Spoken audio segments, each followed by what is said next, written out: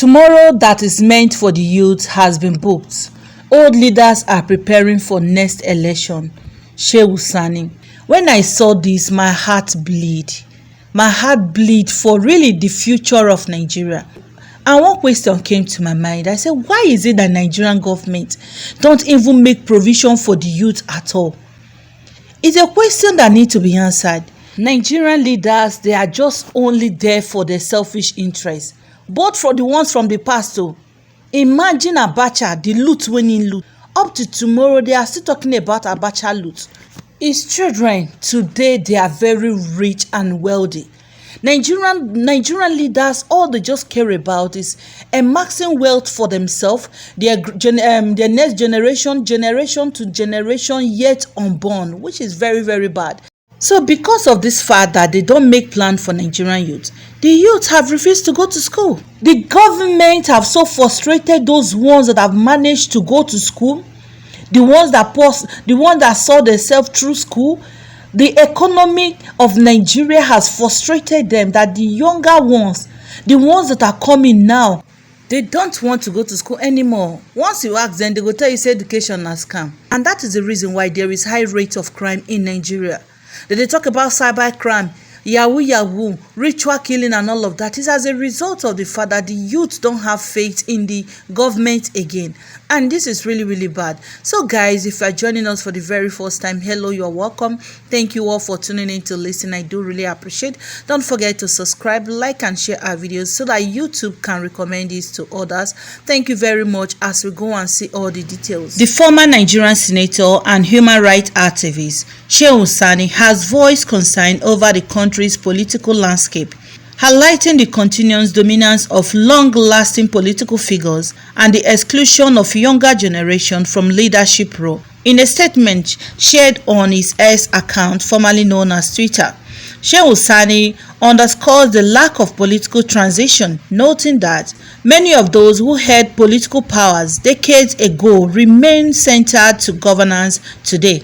The children born in the year 2020 are 25 this year. Most of the leaders they read in their history books are still alive, and some are even warming up to contest the next election, he wrote. His remark reflects a broader critiques of Nigerian political system, where the same influential figures continue to shape the nation's leadership, leaving younger generations struggling to gain a foothold. He also addressed the entrenched advantage enjoyed by the children of the political elite, arguing that they are being strategically positioned to inherit power.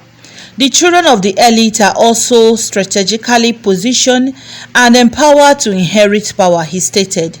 This observation echoes long-lasting concern about the nepotism and the concentration of power within the certain families and political circles.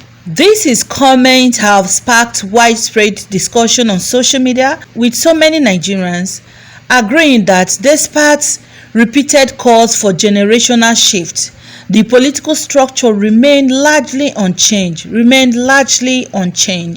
Concluding his statement, Shehu Sani delivered a sobering message to young Nigerians who have long been told they are the leaders of the future. The truth is that the proverbial tomorrow that belongs to the children has fully been booked, he remarked. He said it has fully been booked, suggesting that the genuine opportunities for new leadership remain scarce, despite increasing youth participation in political discourse. And this is not far from the truth. Sani, wetin he just talk so na just the real truth and nothing but the truth. The most annoying part in all of this is that some of these youths are still the cause of all this problem.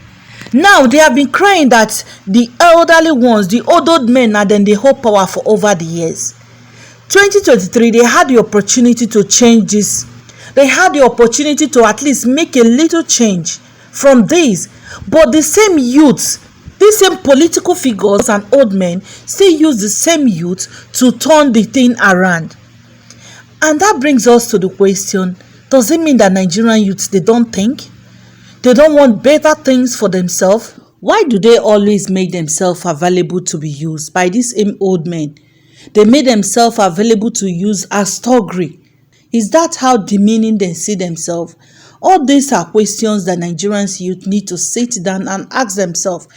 We are the future of tomorrow. With all of these things when they do so now want to take over from these old men, Nigerian youth need to sit down and think. They need to sit back and re-strategize. The proverb talks say we are the future of tomorrow. How can we be the future of tomorrow when the tomorrow is already booked by old men in Nigeria?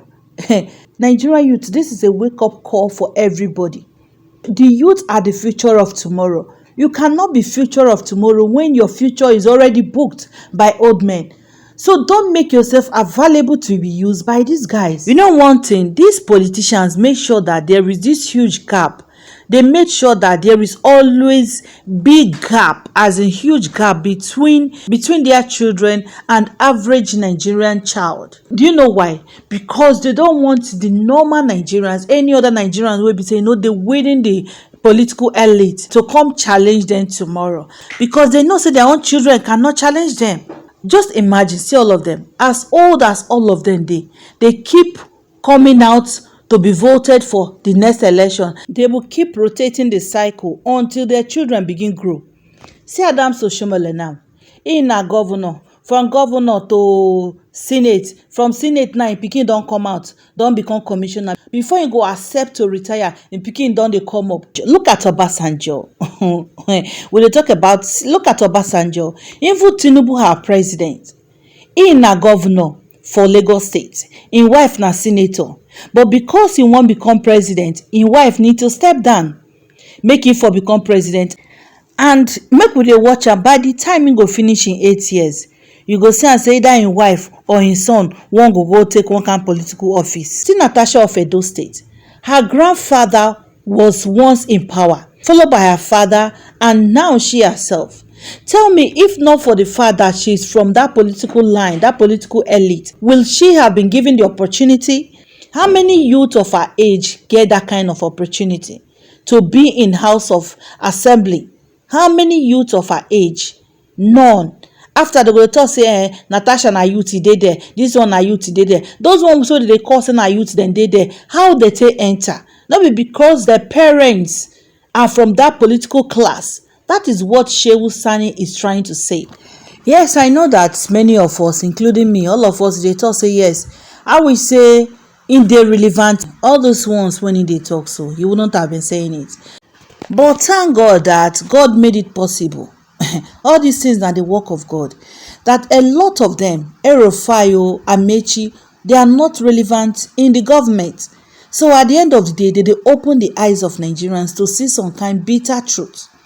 Things that will make Nigerians, most especially to youth, to say enough is enough. Not for them to come and fight, but at least defend your votes.